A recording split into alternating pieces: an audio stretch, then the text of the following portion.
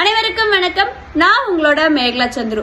திருவேற்காடுல இருக்கிற மாரியம்மன் கோவில், அந்த மாரியம்மன் கோவில்ல ஒரு 13 பெண்கள் ஒரு ரீல் வீடியோ எடுத்து போட்டிருக்காங்க. அது சாமி பாட்டெல்லாம் கிடையாது, வடிவேலோட டயலாக ரீல் வீடியோ எடுத்து போட்டிருக்காங்க.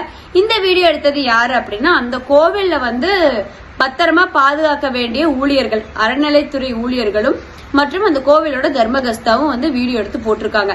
ஏன் கோவில்கள்ல ஒரு போட்டோ வீடியோ எல்லாம் எடுக்க கூடாதுன்னா, அங்க வர மத்த பக்தர்கள் ஆத்மார்த்தமா சாமி கும்பிடணும்னு வருவாங்க. அப்படி இருக்கிற சூழ்நிலையில இந்த மாதிரியான வீடியோக்கள் அறநிலைத்துறையில் இருக்கிறவங்க, இந்த கோவிலை பாதுகாக்கக்கூடிய பொறுப்புல இருக்க தர்மகஸ்தாவே எடுத்து போறது வன்மையா கண்டிக்க கூடியது. அறநிலைத்துறை அமைச்சர் என்னதான் பண்ணிட்டு இருக்காருன்னு தெரியல. அறநிலைத்துறை ஊழியர்கள் ஒரு பக்கம் ரீல் பண்ணிட்டு இருந்தாங்கன்னா, அறநிலைத்துறையோட அமைச்சர் கோபாலபுர குடும்பத்தில் இருக்கிறவங்களுக்கு பிஏ வேலை பாக்குறதுக்கே கரெக்டா இருக்கு. உங்களை நம்பி ஓட்டு போட்ட மக்களுக்கும் உங்களுக்கு கொடுத்த பொறுப்புக்கும் கொஞ்சமாச்சும் உண்மையா வேலை செய்யுங்க. கோவில்களை பத்திரமா பாத்துக்கோங்க. கோவில்ல உள்ள வர பக்தர்களோட மனசு புண்படுத்தாத மாதிரி பாத்துக்கோங்க.